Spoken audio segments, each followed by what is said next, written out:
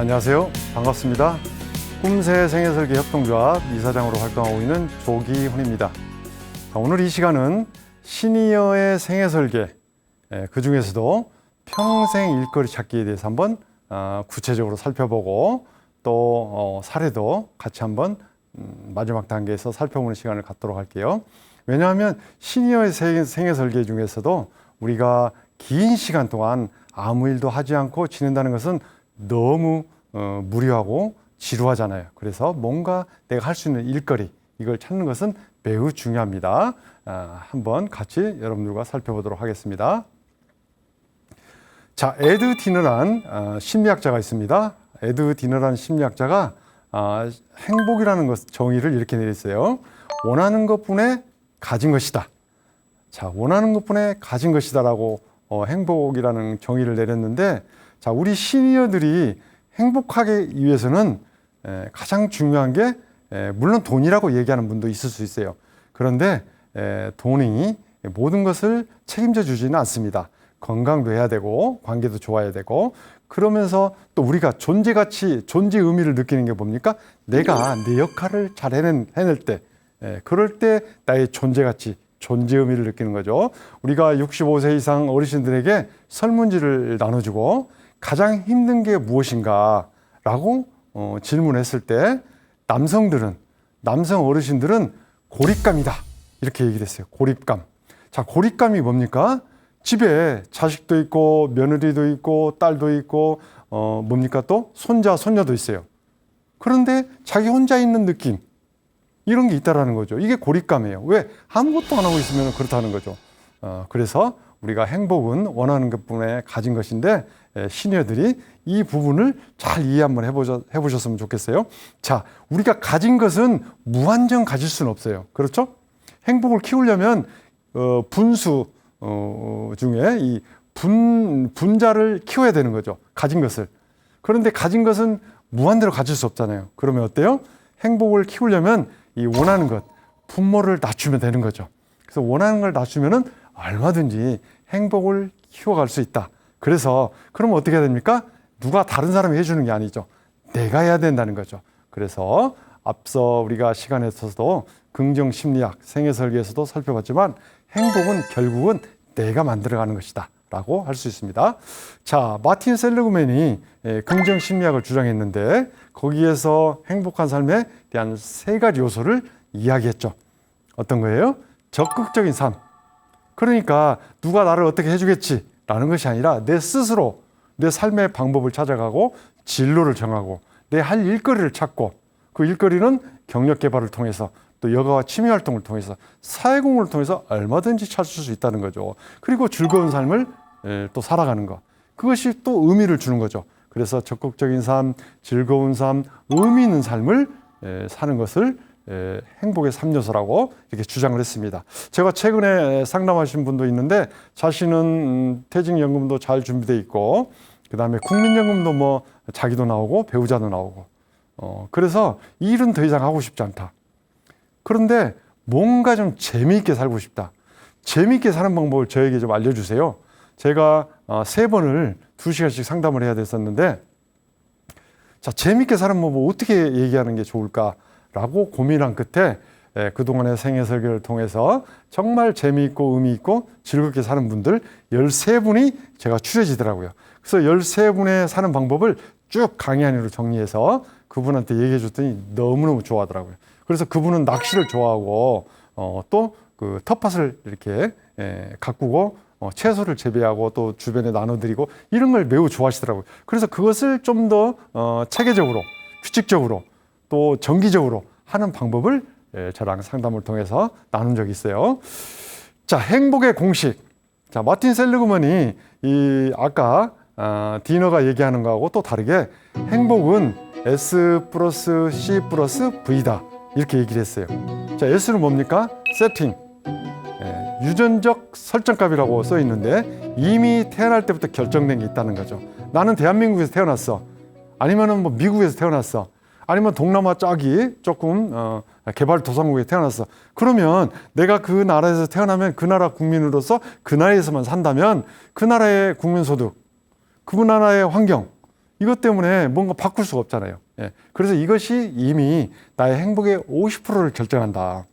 그 다음에 외적 환경. 나는 뭐 동남아의 개발도상국가에서 태어났지만 우리 아버지가 돈이 많아. 우리 아버지가 잘 살아. 나도 뭐 능력이 뛰어나. 그래서 나는 뭐 얼마든지 행복하게 살 수 있어. 이런 외적 환경, 돈이나 결혼이나 건강 등을 통해서 행복을 또 결정하는 것이 한 10% 정도 된다. 그러면 나머지 40%는 뭐냐? 자발적 행동. 내가 어떻게 하느냐? 행복은 스스로 만들어간다고 배웠잖아요, 방금 전에. 그래서 자발적으로 내가 행동하는 것, 발룬터리. 이것이 내 삶도 바꾸고 나의 행복도 결정한다는 거죠. 그래서 그런 것들이 무엇인지, 또 남은 인생을 어떻게 하면 행복하게 살아갈 것인지 같이 한번 살펴볼게요. 자, 평생 취업 시대라고 우리가 공부를 했습니다. IMF 이전에는 평생 직장이었죠. 그래서 한번 직장에 들어가면 퇴직할 때까지 뭐 그만두지 않았어요. 뭐 회사 그만두면 저도 1987년도에 입사를 했는데, 그때는 누가 중간에 그만둔다고 하시면 막 집에 찾아가가지고 그만두지 말라고 사정하고 막 그랬어요, 회사에서. 근데 지금 어떻습니까? 그만둔다고 아유 너무 잘 됐죠. 일부러 해고시키기가 어려운데, 그만두라고 하기 어려운데 본인이 그만두겠다는데 얼마나 좋아해. 그래서 지금은 이제 평생 직업 시대라는 거죠. 그럼 지금 왜 그만두려고 그래요? 내 직업이 예를 들어 상담사인데 현재 하고 있는 상담센터가 마음에 안 들어. A라는 상담센터에서 나는 B라는 상담센터가 대우도 좋고 근무 환경도 좋아. 그러니까 나는 B라는 상담센터로 옮기겠어. 이게 이제 평생 직업 시대예요. 그런데 이제 2025년도 올해 이후는 평생 취업 시대다라고 많은 전문가들, 저를 포함해서 이야기하고 있습니다. 자, 평생 취업 시대라는 것은 평생 동안 일을 하라는 그런 얘기가 아닙니다. 그동안에 얼마나 우리가 열심히 일을 해왔습니까? 가족을 위해서, 나를 위해서, 국가를 위해서, 직장을 위해서, 직장 상사를 위해서 일한 분도 계시죠. 그런데 이제 좀 쉬려고 했더니 무슨 평생 취업 시대야. 나보러 또 일하라는 거야? 이렇게 생각하는 분도 있어요. 자, 그 의미가 아니라는 것을 이제 쭉 살펴보면 알 수 있습니다. 자, 고령사회. 고령사회. 우리나라는 고령화 사회에서 고령사회를 지나서 이제 초고령 사회죠. 이 전체를 고령사회라고 이제 묶어서 얘기를 합니다. 이 특징이 있어요. 어떤 특징이 있느냐? 우리나라를 얘기하는 겁니다. 우리나라 현재 60세, 65세 이상 연령층을 보면 되게 건강하시고 경제력도 있는 노인들이 많다는 겁니다. 더 많은 경제력과 더 많은 건강을 가지고 있는 분들이 이제 계속 또 65세, 60세로 넘어오시죠. 그러나 우리 젊은 친구들은 직장도 취업 못해, 또 연애도 못해, 돈도 없어가지고 뭐 결혼도 못해, 아이도 못 낳아, 그렇잖아요. 근데 우리 그 노년기로 계속 넘어오는 중장년 세대는 건강하고 경제력도 있고 자본력도 있고 뭐 정보력도 있고 굉장히 뭔가 소비의 또 핵심 IT 기기의 핵심 소비층이 우리 중장년층이라고 그래요. 그래서 그런 특징을 가지고 있다. 자, 그 다음에 두 번째는 양극화되어 있다는 거죠. 소득이라든지 건강이라든지 사회 참여에서 건강하고 경제력 있는 노인들이 있는 반면에 또 소득이나 건강이 또 조금 부족한 부분들, 약한 부분들이 있는 노인들이 또 있다라는 거죠. 그래서 건강하고 경제력 있는 노인들이 증가하고 있는데, 과연 그분들이 그러면 사회에 열심히 참여해서 뭔가 자기가 만족할 만한 일거리를 하고 있느냐? 그렇지 않은 분도 많죠. 그 다음에 그렇지 못하는 분들은 또 그렇지 못해서 못하고 있고요. 그러다 보니까 어때요? 나이가 드셨지만 자기 역할이 없이 소외돼서, 아까 고립감 말씀드렸잖아요. 가족이 다 있지만 나는 거기서 뭔가 외톨이처럼 느껴진다라는 거죠.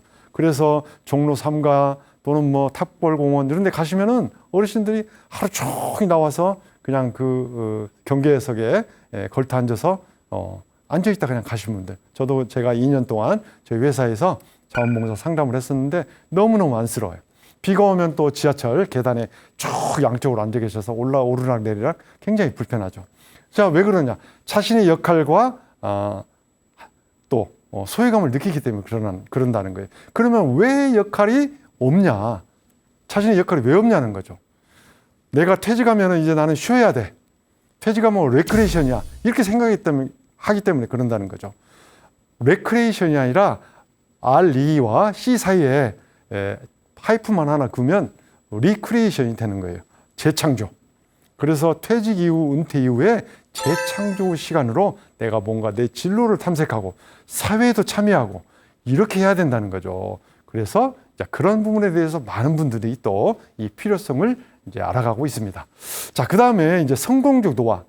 우리가 성공적 노화라는 것은 뭔가 막 부를 축적하고 사회적 인지도가 높고 그런 걸 얘기하는 게 아닌 겁니다. 높은 인지력. 우리가 나이가 들수록 치매도 오고 인지 능력이 떨어지잖아요. 또 신체 기능도 신체 기능은 거꾸로 돌아갈 수가 없어요. 계속 노화가 진행되는 겁니다. 늦출 수는 있지만. 그래서 높은 인지력과 신체 기능을 유지하는 거, 이게 아주 중요한 성공적 노화의 조건이라는 거죠. 그 다음에 질병과 무능력 회피. 그러니까 질병을 안 걸릴 수는 없어요. 그러나 어떻게 하면 내가 질병을 좀 피해갈까? 우리가 코로나 안 걸릴 수는 없잖아요. 그렇지만 코로나를 안 걸리기 위해서 마스크를 잘 쓰고 다닌다든지, 밖에 외출했다 들어오면 꼭 손발을 잘 씻는다든지, 이런 것들이 질병을 피할 수 있는 거죠. 그 다음에 무능력. 뭔가 계속 공부를 해야 된다는 거예요. 우리가 AI도 어르신들께서 또 우리 시니어 세대들께서 무시하면 안 됩니다. 지금 스마트폰도 제대로 사용하지 못하신 분들도 많죠. 카톡도 많은 기능이 있는데 활용하지 못하신 분도 있어요. 제가 상담하다 보면 이 증거로 사진을 같이 찍어야 될 때가 있거든요. 그러면 셀카를 찍는데 셀카를 이게 핸드폰을 들고 손바닥을 올리면 사진이 찍혀져요. 그죠? 다 아시죠? 그런데 이걸 모르시는 분들이요, 10분 중에 두세 분은 계세요. 그래서 그게 무슨 기능이에요? 저한테 거꾸로 물어보시는 분들. 나이가 50대 후반, 60대 초반인데도 그래요. 그래서 이런 무능력으로부터 회피하는 것이 성공적 노화의 중요한 조건 중에 하나다. 또 삶에 지속적으로 참여하는 거. 나는 이제 퇴직했으니까 아무것도 안 할래. 그러면 안 된다는 거죠. 가정에서든 밖에서든 정말 내가 할 일이 없다 그러면요, 저희 새로 아파트 제가 입주를 했는데 그 정말 예쁘게 깔아놓은 보도블록 사이에 거기다 담배 피고 왜 거기다 꽂아놓는지 모르겠어요. 담배를 피셨으면 꺼가지고 자기 주머니에 넣고 집으로 간다든지 아니면 쓰레기통에 집어넣어야 되는데 그 보도블록 사이, 예쁜 보도블록 사이에 쫙 꽂아놨어요. 그래서 그거 제가 어느 날 좀 시간 나면 쓰레기 봉투 하나 가지고, 집게 하나 가지고 가서 다 뽑으려고 그래요. 그래서 그런 것들도 하면은 너무 좋다. 할 일은요, 무궁무진하게 많습니다. 내가 안 하기 때문에 그렇죠. 하천 같은데 정말 쓰레기 줍고 병 같은 거, 페트병, 유리병 이런 거 다 수거하면요, 나를 바라보는 분이 있어요. 누가? 동장님, 시장님 보는 거예요. 저분이 지금 뭐 하시는 거야? 우리가 저분한테 저런 일 시켰나? 아니요, 그런 적 없는데 저분 좀 모시고 와봐. 시장이 그러는 거예요. 그래서 모시고 와서 어떻게 이렇게 우리 하천에서 이런 일을 하십니까? 그러니까 제가 그냥 시간도 많고 그래서 하고 있습니다. 그래요. 너무 훌륭하신 분이네. 이분 일자리들이요. 이렇게 해가지고 제가 두 분을 봤어요. 두 분을. 실화입니다. 실화. 담배꽁초 줍는 분. 그 다음에 하천에서 쓰레기 줍는 분. 그렇게 되는 거예요. 그러니까 꼭 내가 뭔가 막 정규적 일자리, 급여를 받는 일자리, 이것만 일자리가 아닌 겁니다. 뭔가 사회를 위해서, 내 삶을 위해서 하다 보면요, 일자리가 자동적으로 생기는 거예요. 그 다음에 무형자산 투자는 이제 필수적인 건데, 이게 이제 건강, 여가와 취미생활, 가족관계, 인간관계 이런 걸 얘기하는 겁니다. 이건 눈에 보이지 않는 자산이잖아요. 자, 진로와 행복의 상관관계. 우리가 행복에 대해서 앞에서 배웠어요. 그 다음에 진로에 대해서도 배웠습니다. 자, 그러면 진로와 행복이 어떻게 상관관계가 있느냐. 대한민국의 행복지수는 유엔에서 2025년도 발표한 바에 의하면 58이에요. 우리나라가 세계 경제 10대 강국 여러 가지 있지만 65세 이상 노년의 자살률 1위, 청소년 자살률 1위, 노인 빈곤율 1위, 얼마나 1위가 또 안 좋은 쪽으로 많습니까? 결국은 우리가 행복하지 않는 것은 일을 즐겁게 하는 자는 세상이 천국이요, 일을 의무로 생각하는 자는 세상이 지옥이다라고 하는 레오나르도 다빈치가 이야기한 그 말 속에, 저 말 속에 답이 있다라고 저는 생각해요. 일을 그동안에 내가 즐겁게 해왔냐, 그렇지 않고 의무로 생각하고 먹고 살기 위해서 일을 하느냐, 이 엄청난 차이가 있다는 거죠. 그래서 하기 싫은 일을 하는 것은 평생, 특히 또 한다는 것은 고통이라는 거죠. 그래서 아까도 제가 지난 시간에 말씀드렸지만, 내가 하고 싶은 흥미나 취미, 가치, 이거에 의해서 내 삶을 결정하고 진로를 정해야 되는데, 부모님이 정하고 또 선생님이 정하고 또 뭔가 중요해. 사회 선배가 정해주고 점수에 따라서 가고 하면은 그것이 나중에 고통스러운 일이 될 수 있다는 거죠. 자, 행복한 진로는 그럼 어떻게 돼요? 자, 우리 그 나라 사람들은 어때요? 처음으로 사람들을 만나면은 이걸 물어본다고 그래요. 뭘 물어봐요? 당신 직업이 무엇입니까? 또는 다른 표현으로 당신 지금 하고 있는 일이 뭐예요? 어떤 일 하십니까? 대부분 그래요. 여러분들 한번 돌이켜 보세요. 내가 새로운 사람을 만났어. 아니면 어떤 모임에서, 컨퍼런스에서, 포럼에서, 어떤 네트워킹에서 사람들을 만나면은 대부분 어떤 일 하십니까? 이렇게 물어봐요. 직업을 물어보는 거죠. 그런데 독일 사람들은 그렇지 않다고 그래요. 처음으로 만나면은 당신의 사명이 무엇입니까? 사명을 다른 말로 하면은 소명입니다. 콜링. 내가 이 세상에 태어나는 것은 목적이 있이 태어났다는 거죠. 목적이 없이 태어났다면 얼마나 불행합니까? 벌레나 짐승이나 똑같죠. 그런데 인간이기 때문에 존엄의 가치가 있죠. 그 존엄의 가치는 뭐예요? 의미 있는 삶. 뭔가 목적이 있이 태어났다는 거죠. 그게 뭐예요? 사명이라는 거죠. 소명. 그래서 독일 사람들은 처음 만나면 그렇게 물어본다는 거예요. 여러분들도 앞으로 새로운 사람을 만나게 되면 무슨 일 하십니까? 이렇게 물어보지 마시고 당신의 사명은 무엇입니까? 이렇게 물어보세요. 그래서 우리가 직업적인 어떤 그 이런 그 돈을 벌기 위한 수단으로 직업을 가졌을 때 행복하지 않다라는 거예요. 내가 사명을 가지고 내가 가족을 그래도 책임져야지. 사명감이 있잖아요. 내가 일을 통해서 우리 국가가 좀 더 GDP가 올라가고 잘 살게 된다면 얼마나 좋은 일이야. 내가 이 일을 통해서 이 일을 통해서 이루어진 것이 나는 느낄 수 없지만 내 후배 세대들이 그 어떤 그 혜택을 누린다면 얼마나 가치 있는 일이야. 이러면 삶이 선물이 되고 내 일을 성취했을 때 엄청난 그런 보람을 느낀다는 거죠.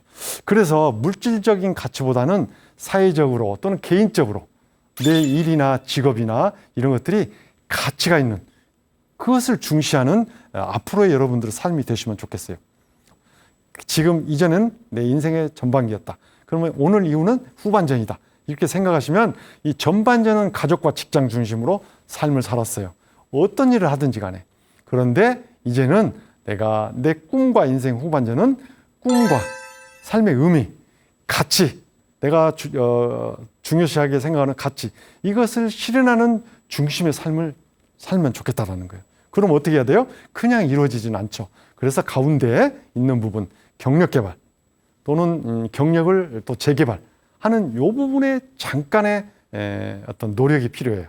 그래서 내가 그동안 살아왔던 삶은 어땠는지, 나의 가치관은 무엇인지, 내 사명은 무엇인지 이런 것들도 한번 생애설계 아까 우리가 배웠던 다시 내 인생을 디자인하자 여기에 캔버스를 통해서 한번 진단을 해보고 또 설계도 계획 목표를 세워보고 해서 목표를 설정하면 된다라는 거죠.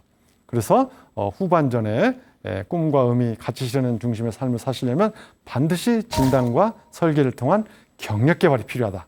그래서 저는 이제 많은 분들 상담을 하고 있지만 경력 개발은 이 6개월 또는 길게는 2년 정도 걸리면요 다 할 수 있어요. 그런데 막 퇴직한 지 한 2개월밖에 안 지났어. 너무 지루하다는 거예요. 골프도 막 매주 치고 동남아 여행도 갔다 오고 유럽 여행도 한 2, 3개월 만에 다 했다는 거예요. 이제 할 일이 없어. 너무너무 힘들대.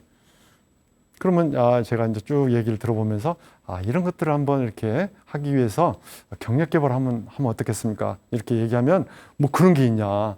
어떻게 하면 되냐? 이렇게 해서 막 굉장히 호기심을 가진 분들이 있거든요.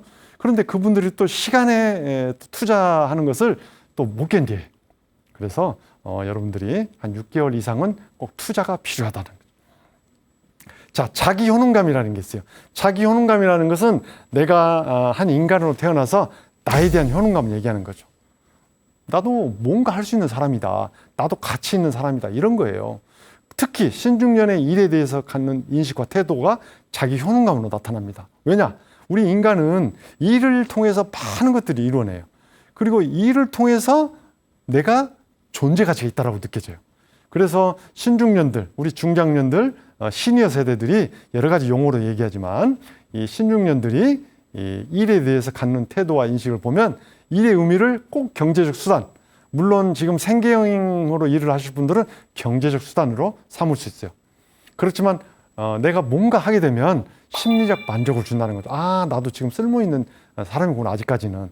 그 다음에 뭔가 또 활동비를 조금이라도 주면 보상. 이거에 대한 또 내가 일의 의미를 있잖아요. 일의 의미를 느낄 수 있잖아요. 그리고 일이라는 것은 삶의 중요한 또 구성 요소죠. 자, 그 다음에 또 일에 대한 의미가 삶의 활력과 원동력이에요. 뭔가 하게 되면 막 몰두하잖아요. 거기에 집중해서. 그러면 건강도 되찾을 수 있고, 또 규칙적으로 아침에 뭐 나가서 저녁에 들어오고, 아니면 일주일에 2번 정도는 뭐 항상 자원봉사를 한다든지 하게 되면 또 그 일을 통해서 규칙적으로 내가 다른 일을 또 계획을 세울 수 있고, 어떻게 보면 삶의 모든 것과 연결돼. 왜냐? 내가 일거리, 뭔가 내 할 일을 찾게 되면 사람도 만나서 인간관계가 좋아지고, 또 가족과 늘 이렇게 함께 있지 않으니까 약간의 또 그런 떨어져 있음으로 인해서 갈등도 해결될 수 있고, 또 보상을 받으면 금전적, 경제적 수익도 되고, 그 다음에 움직이니까 건강해지고, 또 자원봉사나 사회공헌활동은 내 취미활동, 여가활동도 될 수 있어요. 그래서 삶의 모든 것으로 연결될 수가 있다는 거죠. 자, 시니어의 일참의 실질적 효과는 우리가 지난 시간에 살펴봤던 생애설계의 실용적 필요성과 일맥상통합니다. 그래서 그것을 그대로 제가 가져왔어요. 그래서 개인과 가족의 부담을 완화하고, 사회적 적응과 주류로서 가치를 보존하고, 또 생애 과정에 대한 불안도 해소하고, 사회적 부담도 경감하고, 노인에 대한 편견 개선, 긍정적 이미지, 생애설계 교육의 효과, 검증 및 발전. 저는 특히 노인에 대한 편견 개선과 긍정 이미지 확산, 이게 매우 중요하다고 생각해요. 일과 인생 되돌아보기. 자, 이제 본격적으로 한번 일에 대해서 생각해 볼게요. 시니어들이 일을 생각하면 떠오르는 게 있어요. 저도 마찬가지입니다. 우리 지나온 삶에서 일을 생각하면 떠오르는 게 뭐예요? 돈벌이. 내가 돈 버는 기계인가? 또는 생계수단, 어쩔 수 없이 목공의 포도청이라 일을 하는 거죠. 또 뭐 경쟁 안 할 수 없잖아요. 승진해야 되고. 그다음에 집 한 채 마련하기 위해서 우리가 막 예전에는 어땠습니까? 지하 3방에서부터 시작해가지고 전세방으로 갔다가 방 2칸에서 3칸을 옮겨갔다가 겨우겨우 막 20년, 30년 모아가지고 주택 청약해서 당첨돼서 집 마련하고 그랬잖아요. 또 자녀 교육비는 어떻습니까? 엄청 많이 들어가죠. 그래서 일하면 막 이런 것들이 생각난다는 거예요. 자, 앞으로 살면서 어때요? 내가 그동안에도 이런 삶을 살아왔는데 또 일을 해야 돼? 스트레스가 딱 머릿속에 이렇게 들어오는 거죠. 그 다음에 나는 몸도 안 좋아. 그동안 일해서 너무나 열심히 해서 이제 좀 쉬어야 되겠어. 건강 문제가 있다는 거죠. 그 다음에 세대 간 또 젊은 친구들하고 경쟁해야 돼. 그러니까 이제 갈등도 있고. 그리고 이제 제일 중요한 게 새로운 기술. 내가 그동안 가지고 있던 지식과 경험으로는 생산성을 낼 수가 없어요. 그러니까 뭔가 배워야 돼. 아까 말씀드렸죠? 6개월 이상 경력 개발해야 된다고. 그러니까 그게 어렵다라는 거죠. 그래서 일에 대한 거부감으로 작용한다는 거예요. 그럼 왜 거부감으로 작용하느냐? 이 전반기. 우리가 전반기 삶 아까 살펴봤죠. 그래서 후반기 삶을 멋지게 살아가기 위해서는 경력 개발이라는 게 필요한데, 이 전반기 이 삶은 앞에 내용하고 약간 좀 달라요. 경제적 목적과 수단으로 일을 했다. 그 다음에 꿈과 비전. 내 꿈. 내가 하루를 살더라도 꿈이 있어야 돼요. 꿈이 없는 사람은 정말 의미 있는 삶을 살게 되죠. 비전. 그 다음에 나의 가치관. 그러다 보니까 내 사명, 정체성. 저는 정체성이 상담사죠. 그 다음에 존재감. 이런 것들을 다 버무려서 내 후반기에 일의 방향을 정해야 된다는 거예요. 그럼 어떻게 정해요? 자, 질문해 보는 거죠. 질문해 보는 거예요. 어떻게? 나는 무엇을 하며 살지? 또 나는 어떻게 살아야 하지? 질문해 보는 거예요. 그 다음에 두 번째 또 질문해 보는 거예요. 자, 내가 무엇을 하며 살지? 어떻게 살아야 하지? 이런 질문을 해봤다면 어디로 가고 싶은가? 무엇을 원하는가? 이 질문을 또 해봐야 되는 거예요. 누구한테 하는 겁니까? 나한테 하는 거죠. 다른 사람한테 하는 거 아니에요. 나한테 해보면 또 누가 대답을 해요? 내가 대답을 하는 거죠. 자, 아이디어가 떠오르지 않고 잘 생각이 안 날 때는 무엇을 하라고 했습니까? 산책하는 거. 혼자 조용히 걸으면요, 무궁무진한 생각이 떠오릅니다. 뉴턴이 만유인력을 발견했을 때 어디서 발견했어요? 사과밭에 머리를 숙이고 곰곰이 왔다 갔다 하면서 사과가 떨어지는 걸 보고 만유인력을 발견했잖아요. 그래서 우리도 곰곰이 생각하면서 걷다 보면요, 생각이 다 떠오릅니다. 내가 무엇을 하며 살지, 어떻게 하며 살지. 제가 작년에 인천 송도에 있는 복지관 가서 이걸 집단 상담으로 2시간 동안 했어요. 정말 80, 70, 요 대신 어르신들이 너무너무 재미있어 하시더라고요. 왜? 이런 삶을 어떻게 살아야 되는지에 대해서 아무도 나한테 묻지도 않고, 나도 나에게 물어본 적도 없고, 누군가 나한테 이렇게 살아야 된다, 저렇게 살아야 된다 얘기한 적도 없는데, 내 스스로 물어보고 내 스스로 대답해보고 작성해보고 다른 사람과 나눠보고, 야, 막 육군 대령으로 예편하신 분, 뭐 교장 선생님으로 이렇게 은퇴하신 분, 이런 분들이 아이처럼 얘기하는데 저도 너무 감동받았어요. 그래서 여러분들에게 질문을 이 4가지를 한번 해보시라는 거죠. 그래서 대답을 자기에게 묻고 자기에게 설명하기. 내가 한번 물어보고, 내가 어렸을 때 가지고 있던 흥미가 무엇이었는지, 내가 진짜 해보고 싶은 게 무엇이었는지. 그런데 엄마가 돈이 없어서, 아버지가 너 그거에서 먹고 살 수 있어? 해가지고 포기했던 거 있어요. 우리가 이러한 그 질문을 통해서 대답이 머릿속에 떠오르면 얼른 스마트폰에 메모를 해서 3년 뒤, 5년 뒤, 10년 뒤 계획을 한번 세워보라는 거예요. 그러면요, 엄청난 기대감이 있습니다. 저도 하고 있어요. 저도 매년 수정을 합니다. 제가 엊그저께 울산 가서 요 생애설계 실전 아카데미 4일 동안 강의를 하고 왔는데, 그분들이 너무 좋아하더라고요. 너무 좋아요. 자기들 똑같이 내 거 견본을 보여드리고 그대로 작성하도록 했거든요. 발표할 때 더 좋아하더라고요. 그게 이루어지든 안 이루어지든 관계는 없어요. 다 이루어질 수도 있고 하나도 안 이루어질 수도 있고 몇 개만 이루어질 수도 있어요. 그러면 그 몇 개만 이루어져도요, 다 연관되어져서 다른 것도 이루어지는 그런 경험을 할 수가 있어요. 그러면 어때요? 기쁨의 에너지가 내 안에 솟아난다는 거죠. 그게 바로 행복이에요. 그러면 스트레스도 없어지고, 스트레스가 없어지면 어때요? 만병에 그려지는 스트레스가 없어지면 내 질병도 낫게 되고 암세포도 사라지는 거예요. 자, 그러면 내가 이 나이 먹었는데 뭘 할 수 있어? 할 수 있습니다. 우리 지능에는요, 유동지능과 결정지능이라는 게 있어요. 이 카텔이라는 학자와 그 다음에 혼이라는 심리학자가 주장한 건데요. 지능에는 여러 가지 나누는 방법들이 있는데, 이 카텔과 혼은 유동지능과 결정지능으로 나눴어요. 그래서 유동지능은 플루이드 인텔리전스인데, 유전적, 선천적, 생물학적 영향으로 결정된 지능. 그래서 학습과는 관계가 없습니다. 그래서 나이 들수록 플루이드 이렇게 쭉 흘러가면서 없어진다는 거예요. 성인기부터 점차 줄어듭니다. 이런 것들은 뭐예요? 암기력, 그 다음에 지각 속도, 단순한 어떤 추리력, 이런 것들이에요. 그런데 결정지능, 이건 크리스탈라이즈드 인텔리전스예요. 그래서 크리스탈라이즈, 결정지능이라고 하니까 결정된 거 아니야? 태어날 때부터 이게 아니에요.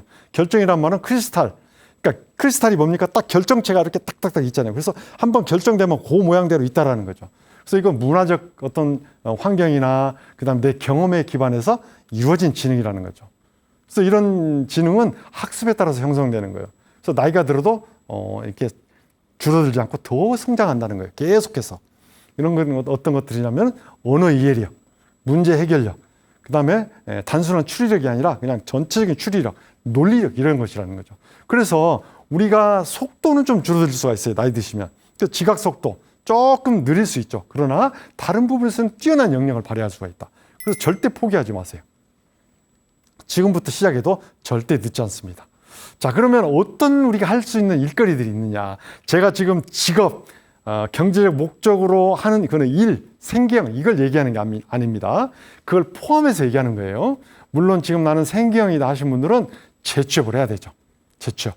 그래서 앙콜 커리어, 새롭게 커리어 영역은 살펴보는 그 내용은 첫 번째 재취업이 있어요. 내가 아침부터 저녁까지 일하는 나는 재취업 활동을 하겠다. 물론 나는 경제적 목적을 더 이루어야 돼. 앞으로 내가 100세까지 살려면은 돈을 더 벌어서 더 저축을 해야 돼. 라는 분들은 그렇게 할 수 있어요. 건강히 살아가는 한. 그 다음에 또 창업, 창직. 창업은 나는 진짜 내 인생에서 자영업 사장 소리 한번 들어보는 게 내 꿈이야. 그런 분들은 창업 잘 준비해서 하시면 중장년 창업도 국가에서 많은 지원 정책이 있습니다. 그리고 창직. 창직은 이제 전문적인 능력을 가지고 주거 전문가, 그다음에 주택 매매 컨설턴트. 주택을 내가 매매하고 싶은데 뭔가 좀 좋은 조건으로, 그다음에 신속하게 매매가 이루어지게 하려면은 집의 인테리어나 이런 것들을 조금 색다르게 그 시점에 이렇게 하는 걸, 이걸 이제 주택 매매 컨설턴트들이 합니다. 이런 새로운 그동안에 없었던 직업이잖아요. 이런 창직, 이런 것들을 해볼 수 있는 거죠. 그다음에 1인 기업. 1인 기업은 혼자 자기 전문적인 지식을 가지고 혼자 하는 그런 기업을 1인 기업이라고 합니다. 이것도 굉장히 많죠. 자, 그 다음에 사회공헌형 일자리. 사회공헌형 일자리는 재능기부형 일자리입니다. 서울시뿐만 아니라 각종 지자체, 광역시, 많은 지자체에서 이 사회공헌형 일자리는 굉장히 많이 만들어내고 있어요. 노인인력은행, 노인, 그다음에 시니어클럽, 뭐 서울시 50% 재단, 그다음에 경기도 인생 행복학교, 그다음에 각 광역자치단체마다 평생교육원을 통해서 굉장히 많은 중장년, 시니어들, 이 세대들, 신중년들을 위한 일자리를 만들어냅니다. 내가 1시간 일을 하면 10만 원의 가치가 있어. 그런데 한 2, 3만 원만 받고 일을 한다든. 이게 이제 사회공헌형 일자리죠. 그러면 나는 굳이 수익을 올리려 일하지 않아도 뭔가 재능 기부도 하면서 의미 있는 일. 그러면 또 수입도 되네.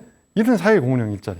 그 다음에 이제 순수 비영리로 하는 순수 자원봉사. 그 다음에 이제 NGO나 NPO 이런 비영리 활동 이런 것도 있고, 또 진지한 여가.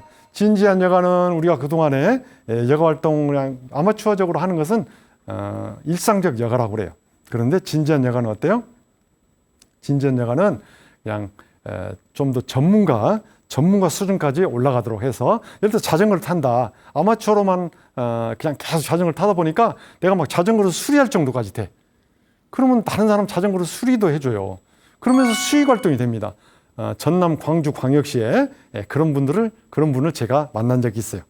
그래서 지금 퇴직하고 자기가 자전거를 너무 좋아해서 상무대, 옛날 상무대, 거기가 지금 황룡강이라고 있는데 거기가 자전거길이 잘 나 있어요. 제가 어렸을 때 거기서 미역도 감고 막 그랬는데, 거기에서 자전거를 타다 보니까 어느 날 자전거가 고장난 사람이 있더래요. 그래서 자기가 고쳐줬대. 그랬더니 고치고 있는 동안에 막 여러 사람들이 몰려와서 내 것도 좀 봐주세요, 내 것도 좀 봐주세요 해서 다 봐줬대요. 그랬더니 그분들이 주문이 들어와요. 어느 날 일정 시점에 조금 자전거를 좀 이렇게 봐주면 안 되겠냐. 그래서 그러마 하면서 자기가 원하지 않았는데 수입이 생겼대. 그리고 집에 있으면 또 자전거 고쳐달라고 전화가 온대. 그래서 자기가 자전거를 좋아해서 자전거를 타게 됐는데 돈벌이가 됐다. 이런 이야기를 하는 분을 봤어요. 이게 진지한 여가입니다. 그다음에 다중 커리어, 포트폴리오 커리어 이런 게 있죠. 이제 슬래시 잡이라고도 합니다. 이건 뭐냐면은 저 같은 경우죠. 저는 이제 꿈새 생애설 협동조합 이사장으로 회사 사업도 하고, 그다음에 오산대학교 겸임교수도 하고, 그다음에 프리랜서 강사, 또 상담, 그다음에 기업 컨설팅 이렇게 5가지를 하는 거죠. 이게 다중 커리어, 포트폴리오 커리어죠. 그래서 여러분들도 얼마든지 그렇게 할 수 있습니다. 그러려면은 아까 말씀드린 대로 한 6개월 정도는 뭔가 내가 준비를 해야 된다는 거죠. 자, 그러면 경력 개발 어떻게 시작할까? 자, 우리가 지금 노년 세대, 65세 이상 세대가 전체 인구의 20% 이상이 됐고 앞으로 계속 늘어납니다. 계속 늘어나면은 이 노인 문제, 돌봄 문제가 굉장히 심각해요. 특히 이 돌봄 문제는 시니어뿐만 아니라 영아기부터. 왜?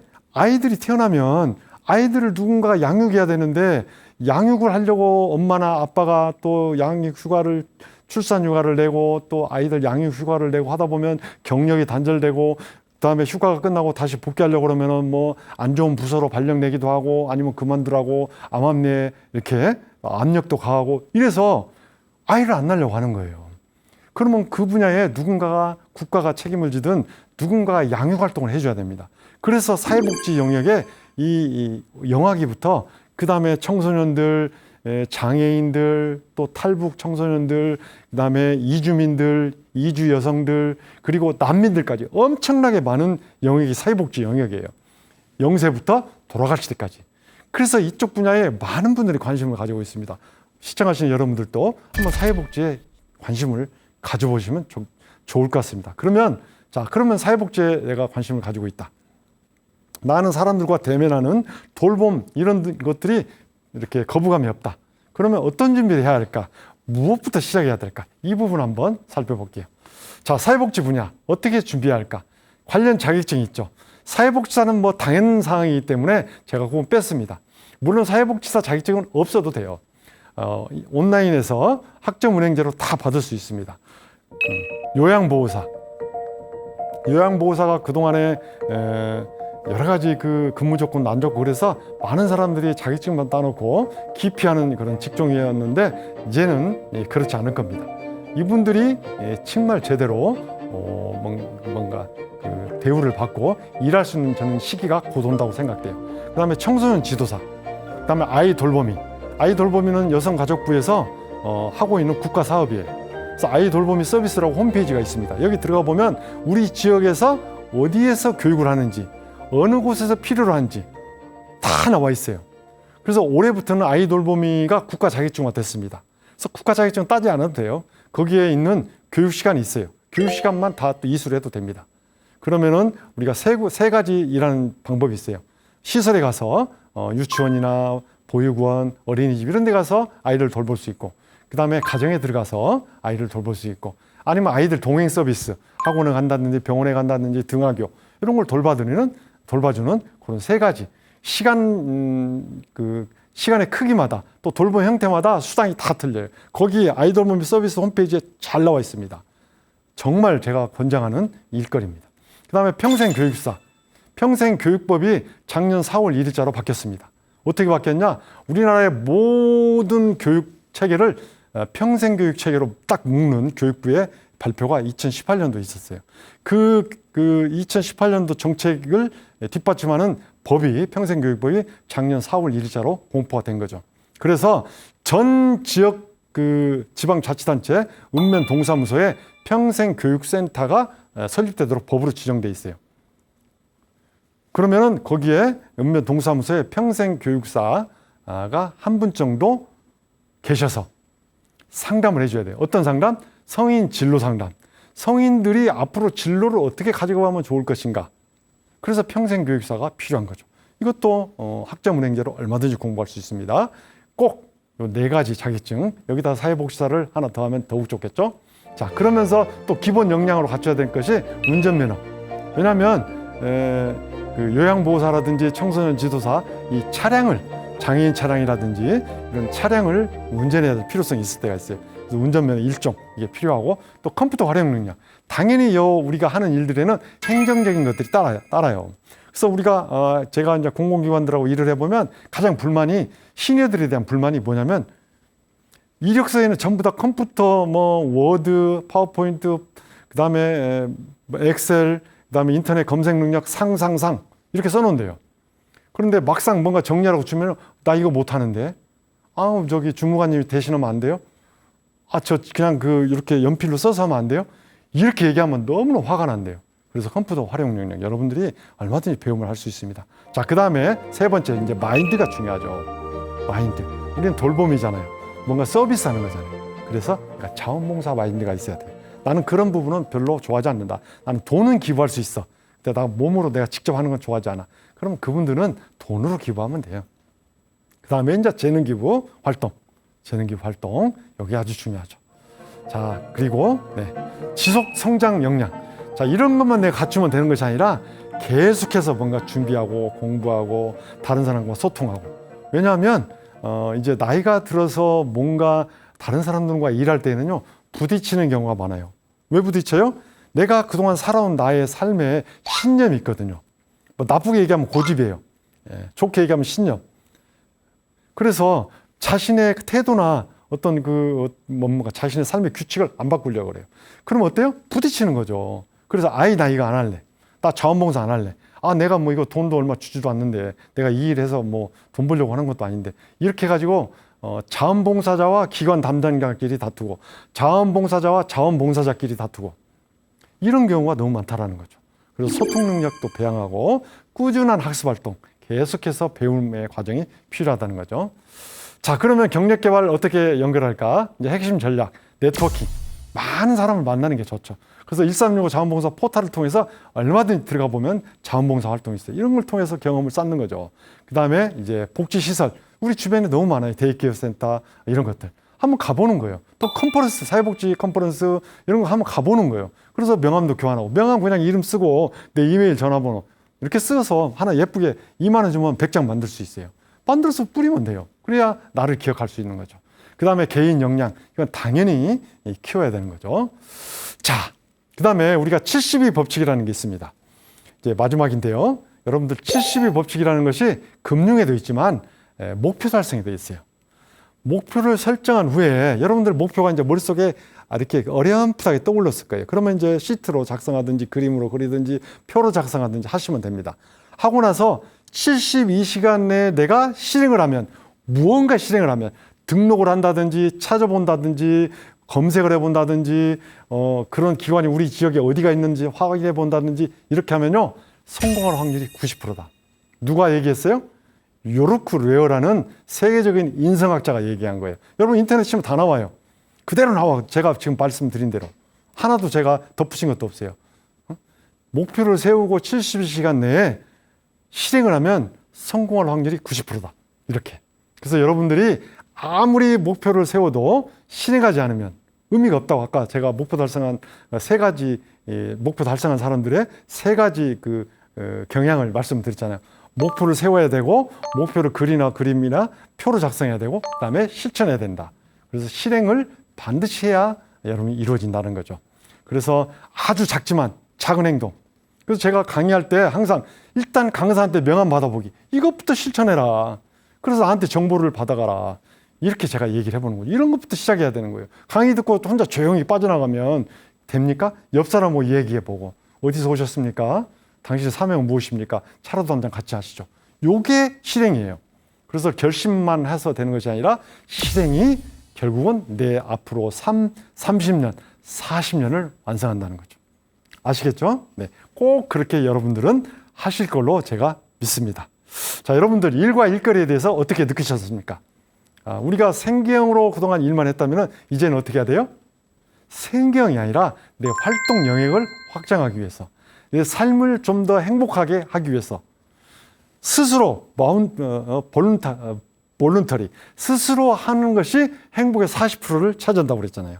그래서 여러분들이 나는 어떤 흥미를 가지고 있었나, 어떤 가치관을 가지고 있나, 내 사명은 무엇인가 한번 잘 생각해 보시고 자신의 일거리, 그게 자원봉사든 사회공헌활동이든 재취업이든 아니면 여가활동이든 아무거나도 괜찮아요. 아니면은 어떤 아까 말씀드린 창직이라도 아니면 귀농귀촌. 그래서 그 중에서 한 가지를 잘 선택해서 계획을 잘 세워서 여러분들이 나머지 삶이 멋진 삶, 행복한 삶이 되셨으면 좋겠습니다. 네, 감사합니다.